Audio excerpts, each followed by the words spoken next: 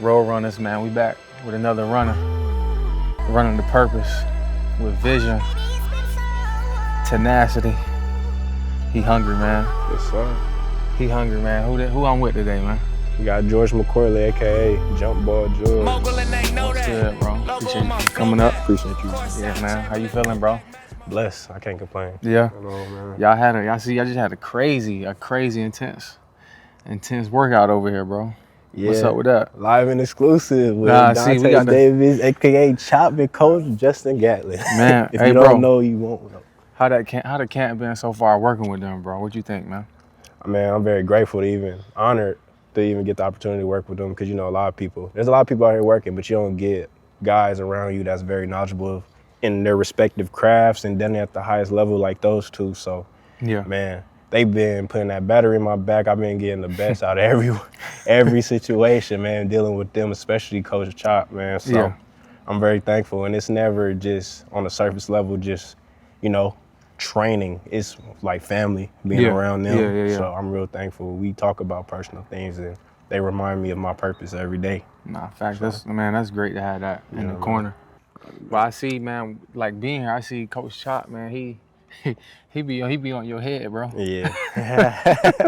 He be on your head, bro. And I like having them type people in your corner, like even when you tired or you don't feel like it or you wore out or whatever the case may be, and he got a mouthpiece on him too. Oh, he does. He gonna pop that. Hey, I'm gonna talk himself, bro. But at the end of the day, like, growing up, how I grew up, man, I got the best out of my situations being around people like that truly care about me and want the best for me.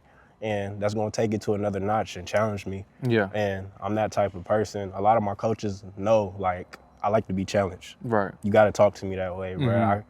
No, shout out to the coaches that, you know what I'm saying, real gentle and they be like, yeah, like, you're doing well, man, and being very positive on the day-to-day.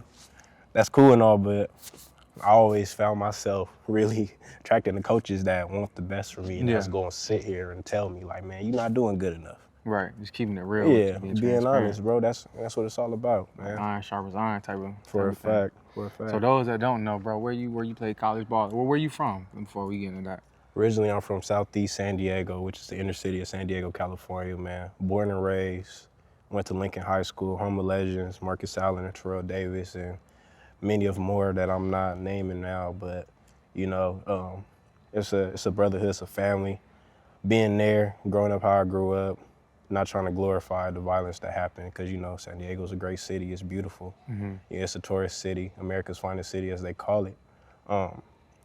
It's easy to get there and perceive it as one thing, but I didn't grow up like that. You know what I'm saying? I grew up around gang violence. I grew up around the drugs. Didn't really have a father in my life. I grew up around that single mother household. Mm-hmm. And with that, I needed guidance. I needed men to gather around me. It takes a village. I needed men. So I had my uncles, I had my cousins, I had my granddaddies. You know what I'm saying? Mm-hmm. At the end of the day, that seen my potential, took me under their wing, and wanted the best for me and pushed me to get to where I need to get to. So, yeah, I ended up going to college at Portland State and then ended up transferring to Jackson State, playing my last season there. And it was a blessing, man, to even experience that, get my degree. I'm about to get my master's this summer. Oh, yeah, you know what I'm saying? So just doing big things, bro. Just doing big things. Masters, man. That's tough, man. Yeah. That's black excellence right here. How was playing ball at Portland State, bro? That's Big Sky. Is that Big Sky? Big Sky, yep. Big Sky. How was over there at Portland State, bro? For the when most was you part, there? I was there from 2017 to 2021, right? And for the most part, I appreciated every moment of it. I loved it. I loved Pacific Northwest. At first, it was a culture shock, you know, being from a real diverse city and then, getting there and you know how it go. But I got you. On top of that, bro, it rained 24/7, 9 out of 12 months of the year. Just straight rain, yes. The springtime is beautiful though. The summertime is beautiful. It gets real hot out there. Made some real connection with some real people that I call my brothers to this day. It was just being there playing ball, bro. Like, I hate to sound arrogant, but I felt like I was bigger than my situation. Right. They didn't really develop me. They didn't try to develop me. They didn't want to develop me, the truth be told. But I was grateful for the situation. I learned on a day-to-day. I had some great teammates that rally around me. I had some coaches. Again, looking deep down the middle. He's got a man. McCorley up in the crowd. Coach Skylar Fulton and Coach Derek Hagan. Those are my guys, man. And they were African-American men, so they understood me from a different level, you know what I'm saying? Right. And that's what I needed in my life. So just having those guys, they taught me a lot about the game. They played football on the highest level and coached on the highest level. And why not rally around guys like that that's doing or did what you want to do? Right. And I still talk to Coach Skylar to this day, Coach Hagan every now and then, but you know, got a real connection and a real bond with those guys, and they pushed me, man. They helped me understand the game of football from a different perspective, and they didn't count me out because they seen a black kid from the hood. You know what I'm saying? That's coachable, but also has he sees life a little differently. So if you challenge him, he might challenge you back. They didn't count me out for that. You know what I'm saying? They told me how I'm perceived in this world. And I was already aware, but they really opened my eyes to it and how I need to move, and that helped me along the way, bro. So that's real. So they kept it real with you from the jump, bro. From the jump. They told me without even telling me, you know, as a coach, you can only do certain things. You can tell guys certain things because, you know what I'm saying, you don't want to put your job in jeopardy. Right. You know, if people are politicking, you can't tell your player, like, oh, they politicking, but you can redirect them and be like, you should try this, that, and the third, right? And that's what they did. Because being at Portland State, bro, I was never the guy, but I always worked my way like I was the guy and always made it to where people knew how good I was. You know? Right. It was, like I said, I was very grateful for the opportunity. I learned a lot, met a lot of great people, played ball on the highest level, and got to play against some of the best, you know what I'm saying? Got to play against Oregon when they had Justin Herbert. We got smacked, but yeah, got to play on the resume. You know what I'm saying? Got to play against Arkansas. Like, actually played. So y'all almost pulled the upset, didn't y'all? Yep. We lost by like 6 points, I believe, 6 or 7. Almost beat them, man. SEC? SEC. Could hear, man, that was sold out crowd and everything. Crazy. Yeah. Played in Hawaii. Played in Hawaii. That was like my favorite game. We traveled to Hawaii, stayed there for like 4 days, played there. Nah, that's hard. Hawaii, 4 days? Big game like that? The sport I love, bro, in Hawaii, bro. That's tough, bro. Yeah. So what was the transition like? You went from DAYGO to Portland, then you went to Jackson State, right? So I had a pit stop between. I was getting towards the end of my, so first of all, I was getting towards the end of the season at Portland State and kind of like, not such per se lost faith, but kind of was at the point where I was over it. I wasn't getting what I felt like I deserved. So I was like, man, I'm about to hit the portal after the end of the year.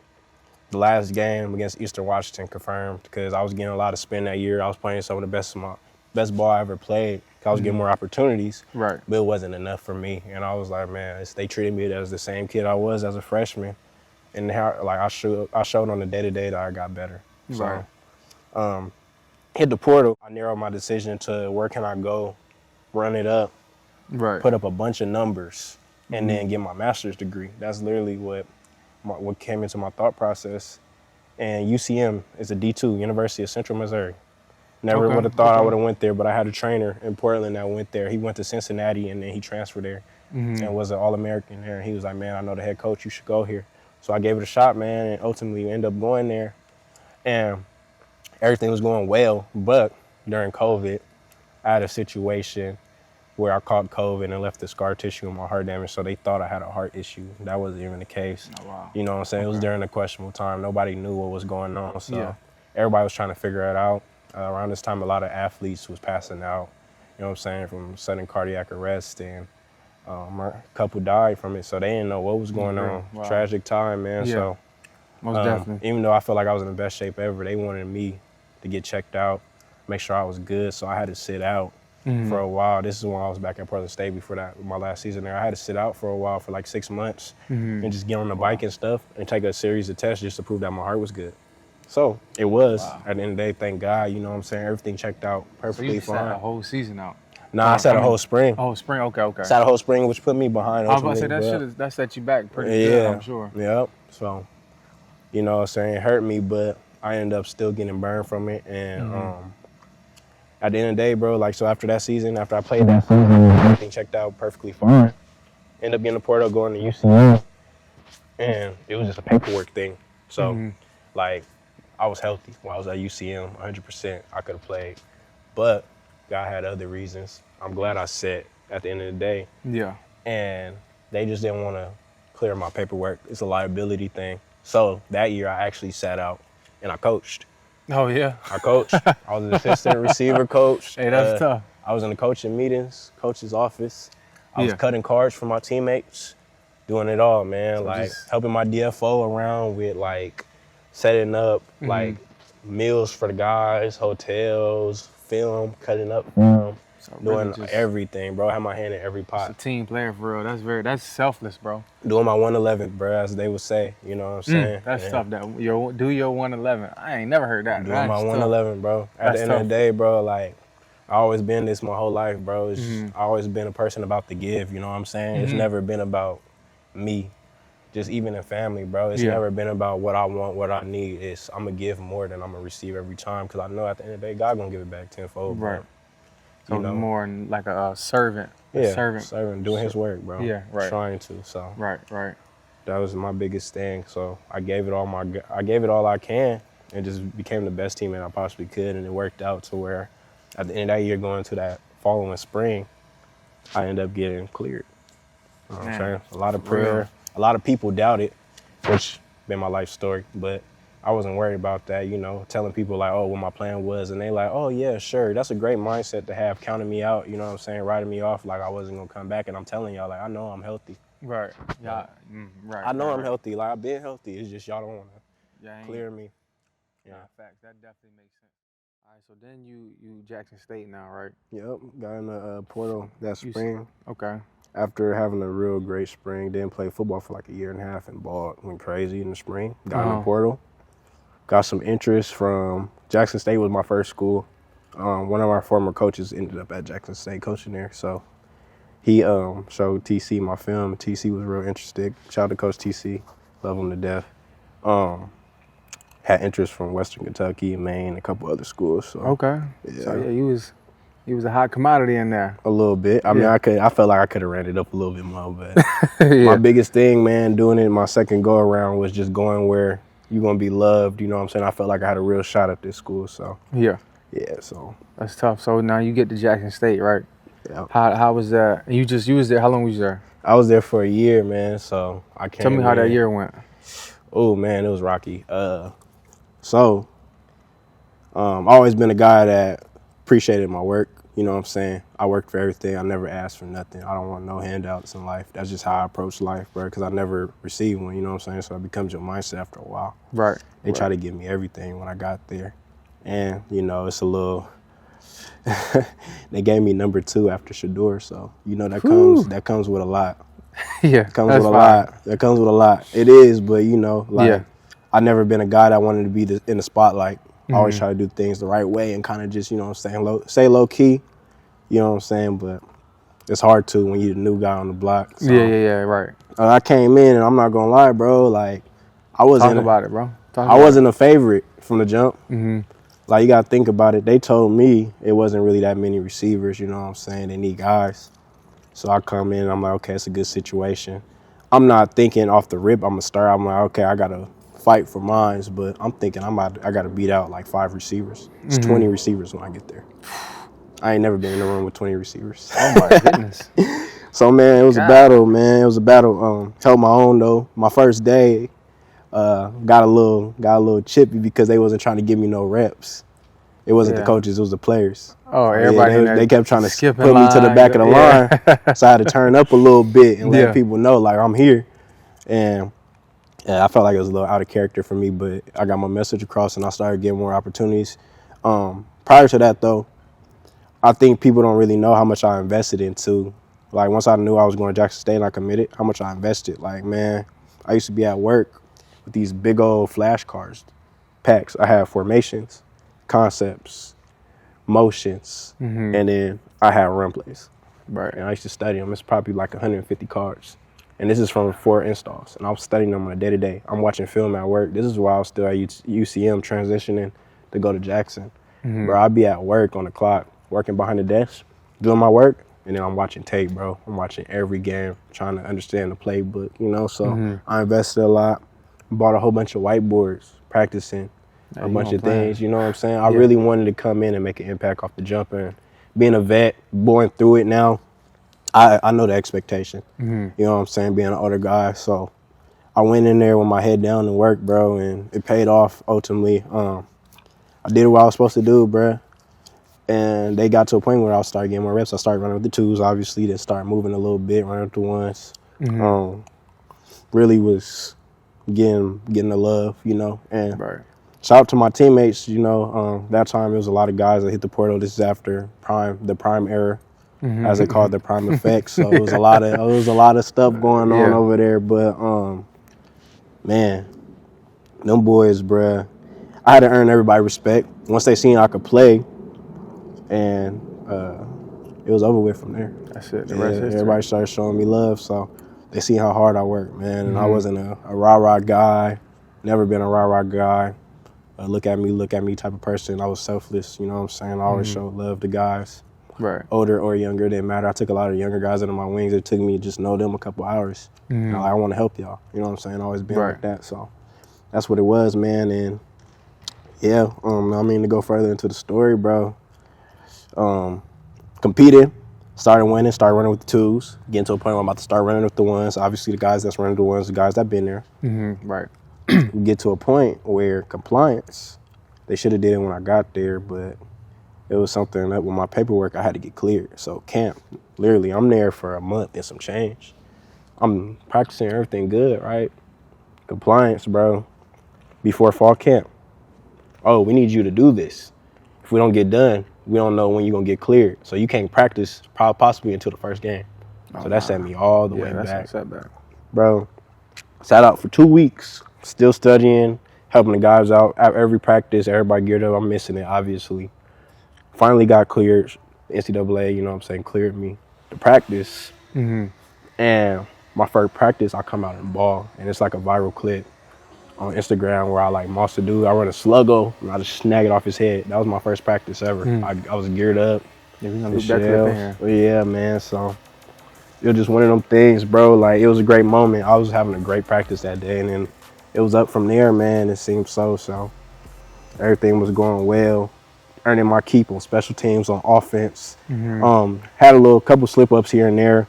You know, just understanding signals. That was my biggest thing. I didn't really have nobody go over the signals with me, so trying to learn the signals. You know what I'm saying? It wasn't the playbook. It was more so the signals, but yeah, it was tough. And then from there, after the first game, I played a lot the first game. After the first game, it got a little rocky. So stuff started going a little downhill. What transpired after the first game? So first and foremost, I'm gonna say this because I didn't really get to tell this story ever, but a couple people know. Man, so shout out to Jackson State, shout out to Coach TC, shout out to the fans. I love everything about it. Shout out to my teammates. I'm grateful for everything, you know what I'm saying? Even Coach TC gave me the opportunity. And being a first-year head coach at that time, he's obviously not going to know what's going on in the other rooms, you know what I'm saying? He going to go off what he hear. And it was this notion that I didn't know what was going on. The playbook, I didn't know the playbook, but it was far from the truth, man. The coach that was recruiting me with TC was gone. The receiver coach comes in, a new receiver coach, and he had his own agenda, man, and I ain't going to sit out and put him on blast like that and tell his business, but he's not a good dude. And that's what it was, bro. And it spilled over. It wasn't football at that point. It was just personal. He made it more personal than it was, spilling into my personal life, my personal relationship, doing things that a coach shouldn't do. And I wouldn't necessarily say we bumped heads because I really didn't care for him. And you know what I'm saying? I didn't care about what he had going on, but at the end of the day, though, bro, like, God gonna show the truth at the end of the day, and he ended up ultimately he got dismissed from the team, man. Oh wow. Yeah, at the end of the season for the stuff that he was doing, and I'm just grateful that like my young guys that's there, they ain't got to deal with that no more, because they seen a lot of people didn't know what I was dealing with, and it's easy to say, oh, he don't know the playbook, but there was a coach that's confirming that I do know the playbook. Kind of hard. It's got to a point where I was like, I'll even take a quiz for y'all if y'all really want to know. Like I'm really committed to this, you know what I'm saying? But yeah, it was a lot of stuff going on behind the scenes that people didn't know about, man. And that ultimately, like, messed up my shot. It was no injury, nothing. I was just, You know, it didn't make no sense. But I wasn't worried about it, bro. At the end of the day, like I said, like Coach TC didn't know what was going on. I wanted to approach him as a man and ask him what's the reason he think you know what I'm saying, I'm not getting on the field, rather than telling him what really transpired. So I could show him otherwise, because at the end of the day, bro, like I said, like it wasn't right, but it happened. And I grew and healed from it, you know what I'm saying? And I've been getting blessed with a ton of opportunities since then. God had me in his favor, bro. So I can't complain about that. You know what I'm saying? You got to go through it. Yeah. Got to go through it. So it'd be tough though when you got to go through it though. Yeah, it do be we tough. don't be understanding, bro. I don't be understanding at all. You know what I'm saying? Like it don't be making sense at that time. Yeah. But like you said, when the blessings start flowing in, opportunities and doors start opening up, it's like, oh, okay, I get it now. It makes more sense. But it does, back then, when you in the fire, like you be mad. Mentally, I was in a tough spot, bro. Like I was. So let me ask you this: at any point in time, was you like, bro, I'm done with football? Like this ain't going my way. For a fact, bro, it's like it's discouraging when you give your all to something and you do everything the right way. You know what I'm saying? The only time I'll say I didn't really do it the right way is my first year of college. You know what I'm saying? I was being a kid. I wasn't showing up to meetings late or stuff like that, but just I wasn't studying, doing the little stuff off the field. Once I grasped the concept and got around some people that actually wanted to help me, and I started to do it a lot better, you know what I'm saying? That became my thing, bro. I've been invested in my work. My work came first. On the field, off the field, it didn't matter, you know what I'm saying? I was doing the right things. I kept my hands clean, never did nothing crazy. Kept my grades right, you know what I'm saying? So it's just when you could constantly do things the right way and people got their own agenda and they want to do things another way, you can't fight that, you know what I'm saying? So I felt like at one point in time it wasn't meant for me. But then, I don't know what it is, bro. God kept showing me signs that it was meant for me. Like a whole bunch of bad stuff would happen and then I get a call like, hey man, like so-and-so is looking at you. They say you doing well, and just little things like that. You know what I'm saying? Like, keep you going, like man. So I got that. I get that motivation. I get motivated all over. And you know, when you love something, you've been doing it so long, it's hard to let go. Yeah. And when I got to a point where I was like, man, I'll be good without football, God was giving me signs that like you could still play football. I got you, and it put me back in a good spot, man. I just had to buckle down and just get back in my book, bro. That's all it is. Right. It's good. That's it. Stay prayed up, man, and just keep running my race, bro. Yeah. So keep running that race, man. You almost stepped off track, huh? For a little bit. For a little bit, I had to shake back though. Yeah. So we good. That's dope, man. That you still, even through the the turbulence, you know what I'm saying, you stayed the course. Even though I'm sure it was what you tell me, it was hard. And like you said, I think I'll be good without football and stuff like that. And but you still here you still here making it happen. You're not trying no more. You making it happen. Yeah. So that's dope to always hear. You know what I'm saying? Just these stories, bro. So now you gone from Jackson State, or you wound up declaring for the draft, correct? I declared last year. Okay. Yeah. So did you have any agents hollering at you or anything like that? A couple, but trust is my biggest thing. Felt like I couldn't trust them. Yeah. Got a ton of crazy stories with that. There's a lot of agents that told me there was something that they wasn't, man, and I ain't gonna blast them, but hey. Yeah. Man, that jank filthy, bro. That's a filthy game, bro. It's a filthy game. It is, man. Them some sharks out there, bro. I heard some crazy things about like how much money people want me to pay just for, you know what I'm saying, for them to make a phone call and just stuff like that. Yes, it's tough. It's tough, but I ended up meeting my agent during pro day. That's good. You know what I'm saying? So that kind of helped me a little bit, and it's just been an uphill battle from there trying to get something, you know. Pro day wasn't the best. We did our pro day in a storm, so that was fun, man. You know, nobody really worried about the numbers at that point. Everybody ready to go home. I'm trying to get out of here. Yeah, man. So that's crazy. Yeah. They still had to go in the storm. Yeah, man. Did you get a chance to talk to some of the scouts that was up there? Yeah, I did. I talked to a good amount of scouts. A lot of them impressed with my size, but you know, being a big receiver, everybody want to see if you can run. Yeah. So I got different numbers here and there over there during pro day, bro. I heard one number from another team, another number. You know what I'm saying? Me personally, everybody got different. When you doing hand times, you get different clocks. Right. So at the end of the day, bro, it just got to a point where I was just like, man, if y'all want to see I can run, watch my tape. But you know, it's a lot of stuff that go into this process. So facts. This is kind of me just revamping that and changing the narrative. You know what I'm saying? Like, I get to work with Justin Gallen, fastest man in the world, arguably. You know what I'm saying? So, man, man. That's crazy how that. See, stuff like when you bump into like you don't just bump into Justin Gatlin on Yeah. accident. Like stuff like that will keep you going. Olympic Like, yo, gold come medalist. on. Like, I know this ain't just because. Bro, I never thought in a million years, bro. Nah, facts. That's crazy. Changing the narrative though, like, you know what I'm saying, being a big receiver, maybe he can't run. Well, we're gonna see if I can run. I'll show y'all. I'm working with fastest man in the world. Literally, you getting So- trained by the best. So we're gonna see if I can run.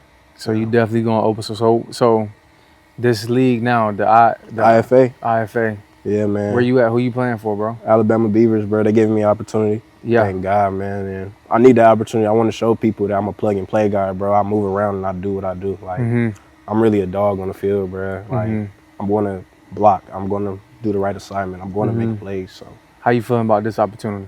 it's a blessing. I'm so happy, bro, that I got it. Like I said, I'm just being where my feet are, man.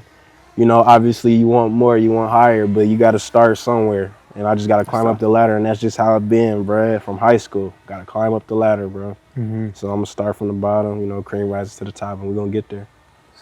That's 100, man. Yeah. So training camp start Friday, or when training camp start? Yep, Friday. Training camp Mini start camp. Friday, man. Yep. We got George with us, man. He's stopping through with the Road Runners. Yes, sir. So we need to get that scheduled too, bro. I got y'all. I need some tickets, bro. I got y'all. Easy call. Hey, Hey, bro. So appreciate you for stopping through, man. yeah, appreciate you. Yeah, for sure, bro. Yes, sir, man. You niggas see how long